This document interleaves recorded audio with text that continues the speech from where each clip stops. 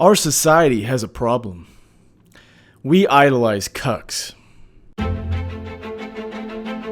So the West already has a problem with idol worship. Misplaced idolatry of the meretricious, or celebrities who are not worthy of adoration.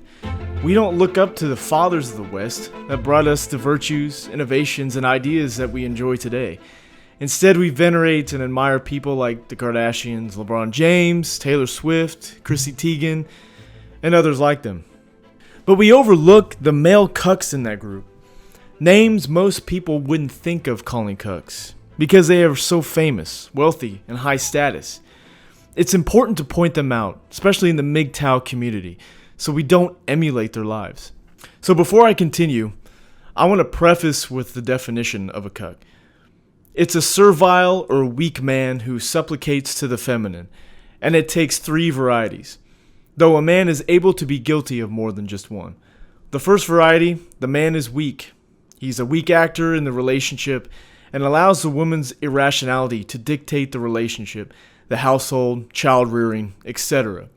Often in this scenario, the woman is a radical leftist and the man usually supports her political partialities, regardless of their foolishness. Secondly, a cuck is a man who raises another man's child. Yes, the proverbial stepfather, a current epidemic in the Western democracies. Any man who rears another man's child is forfeiting his resources, which should be reserved for his own children. Lastly, a cuck is a man who dates a post-wall older woman, decreasing his chance of having a child of his own and settling for a woman far lower than he is capable of attracting. And like I said, a man could be guilty of all three of these. So I claim that cucking is being suppliant or servile to the feminine because it enables her horrible choices, such as the choice she makes to act like a man and be dominant in every facet of her life. The choice she made to have a child with a man with whom she did not plan to remain, forfeiting the child's opportunity to bond with their biological father. The choice she made to ride the cock carousel, only to settle down in her 30s and 40s, her ability to pair bond irreparably damaged. Alright, so back to the crux of the video. So who are these cucks? It's the men out there who are very successful in their line of work and have achieved celebrity status, but still supplicate themselves to the feminine. It is rather counterintuitive. With their kind of wealth and status, they are able to attract almost any woman whom they desire. They are also able to live any kind of lifestyle they want, MGTOW, traditional, or even monk celibacy. Instead, they end up dating or marrying post-wall women, feminist women, or single mothers. Some even mistakenly have kids with these women. Some also adopt the same feminist ideologies that their partner holds. Personally, I think this shit is so infuriating. To have that rare kind of wealth and status, but end up making the same mistakes average men these days make, it makes me want to pull my hair out. So let's look at some examples. Alex Rodriguez, A-Rod, as he is affectionately known in the sports world. He's a 43-year-old retired Major League Baseball star, and once was, if not the best player in the league when he played. He won a World Series with the Yankees in 2009. He was a holder at the time of the largest baseball contract in league history. Now, you would think this guy, being in a line of work that involves peripatetically going from city to city to play baseball, that he would spend his 20s and most of his 30s pumping and dumping. Well, when he was 21, yes, 21, he met and began dating a woman 3 years his senior. Then he went on to wait for 6 years and finally tie the knot when the girl was 30 years old. They had 2 children. In 2008, she filed for divorce on unfounded allegations of extramarital affairs and other marital misconduct on his part. So A-Rod wasted the good part of his 20s with this woman, waited until she was 30 to marry her, only to have her divorce him later. What a waste. Oh yeah, and what is also a waste is the $115,000 a month that he has paid since the divorce in combined spousal and child support. $115,000 a month. She also kept his $12 million mansion in Florida that they shared when they were married. So I explicitly said his mansion because it's his and his alone. He bought it with his hard-earned money. So the man wasn't done ruining his life. Instead of living the MGTOW life, he continued to pursue post-wall women. In 2009, he dated actress Kate Hudson, who was 30. Cameron Diaz he dated in 2010 when she was 38.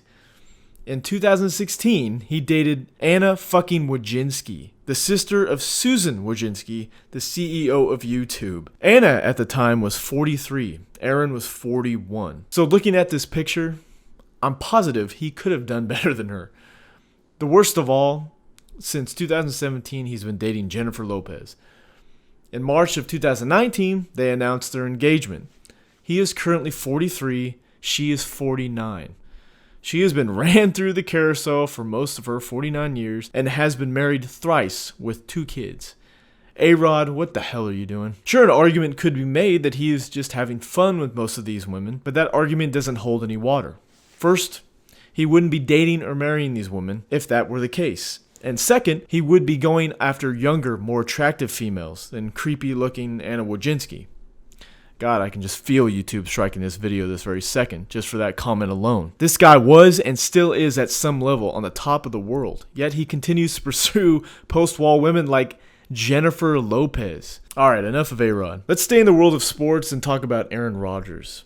So as you probably already know, Aaron is a 35-year-old quarterback for the Green Bay Packers. The man is very wealthy and holds one of the most prestigious spots in the NFL. Yet he seems to be suffering from the same malady as A-Rod. He likes his women older, leather-faced, and post-walled. To be fair, his malady is not as chronic as A-Rod, since Aaron has sprinkled a few pretty hot young models and actresses between his long relationships with the post-wallers. From 2014 to 17, he dated Olivia Munn. She was 34 and he was 31 in 2014. His cucking wasn't too bad since she was still attractive, and then he dumped her when she neared 40. Now he is dating Danica Patrick, the gender minority hire for NASCAR who never won a race and wrecked her car about half as many times as the number of races she participated in. Danica was married for several years with her ex, yet they failed to have children, probably because she didn't want a pregnancy to get in the way of her incessant losing. Danica is in that I need to have children now, but I don't want to come off as too needy phase. She underwent fertility treatments and froze her eggs in 2018, yet she tries to save face in the media, claiming she is still a strong, independent woman. You would think women like her, nearing her 40s, would be devoting her whole time to land a husband and start having children. But alas, she's too busy with making money, writing books, and doing podcasts. Danica, like many girls these days, are trying so desperately to be a man by pursuing lucrative careers and competing against men. I can only imagine what it's like, Aaron and Danica together. I'm sure Danica wears the pants. I'm sure she rules the roost. Just take note of Danica's choice of words. Power within. Conquer your dreams. Money-making ventures. It's as if a man was writing it. She even looks rather manly. It seems that Danica is going to end up like Jenna Marbles. Aaron is being an enabler. When a man who lets his woman continue to pursue her misled priorities, i.e. career-driven, feminist biases, then he is communicating to her that her decisions are appropriate. Aaron, you need to get away from her before she goes full crazy. Take it from me, she is a ticking time bomb. Alright, the third guy I have up is Brad Pitt, a man who needs no introduction. A man with a face of an Adonis and a physique of a Greek god. He's 55, wildly successful, prolific actor, known for dozens of iconic roles. He made a few mistakes when he was younger, getting entangled in a failed engagement with Gwyneth Paltrow and a failed marriage with Jennifer Aniston, but nothing fatal. However, in 2005, he destroyed his life forever. At the age of 42, in his prime, a great age for a rich and powerful man like him to play the field, as they say, he began dating the unstable actress Angelina Jolie. And then he went on to mistakenly have 3 kids with the crazy bitch, and then married her in 2014, forever linking the two together.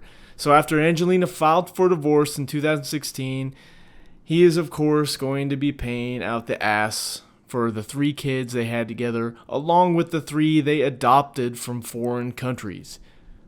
You can't see it, but I'm shaking my head right now. Personally, my dick would not go near Angelina. She was an unhinged woman in her 20s riding the carousel with all of her co-stars, male and female, on the set of her movies. She also had married an actor, and at the wedding she wore a white t-shirt with his name on it written in blood. She also had that weird relationship with her brother in which she might have fucked him. She also wore a vial of Billy Bob Thornton's blood around her neck when they were together. Moreover, she is a staunch progressive leftist who advocates for unlimited third world immigration, pro-climate change policies, and pro-Me Too legislation. That's right, men. What we need is more legislation for women to easily fabricate lies of sexual harassment, further tipping the scales of social power towards women. Oh, and also, she's considering a run for presidency in 2020. Angelina is currently an envoy to the UN Refugee Agency as well, another woman who is motivated like a man. Brad could have enjoyed his 40s and 50s. Instead, he wasted it on this crazy leftist activist and now is going to pay dearly for the mistakes he made. This last one, I want to make it short and sweet. It's Russell Wilson, the 30-year-old quarterback for the Seattle Seahawks, and he is now the highest paid player in the NFL. He is Mr. Captain Save-A-Ho. He's already been married once, but he married his second wife, singer and model Sierra, in 2016. She is 33, already had a son named Future Zaire with rapper Future. So yes, Russell Wilson, this insanely talented football player, good-looking guy, rich, powerful. He is a stepfather. What a waste. Even the rapper Future, the father of Russell's stepson, is in agreement with me that Russell is not truly a man. He's a cuck. He's raising another man's son. It's a sad state of affairs. Definitely not a man whom to look up to or to emulate. So in conclusion, our society is teaching young men and boys that it's okay to be Captain Save-A-Ho, marrying or dating irresponsible single mothers, feminists, and post-wallers. Just as societies and women for millions of years ostracized bad men, we have a responsibility to do the same today to bad women, to winnow out the bad genes from the gene pool, and to maximize our sexual marketplace value, not settling for the bottom of the barrel. So men, heed my warning. Do not emulate these men. Do not venerate these men. Superficially, these cucks seem like modern day alphas. Physically strong, talented, disciplined, successful. But in actuality, their mentality is that of a betas. They are not better than the middle-aged, overweight, indolent stepdad that lives down the street from you. Don't be like them. Don't settle. Don't waste your money. Don't bow to the feminine. Be strong, be firm, be assertive, be masculine. Hey, thanks for watching this video. I want you to post down below in the comments any celebrity cuck that I missed. Like would be appreciated, and I will see you in the next video.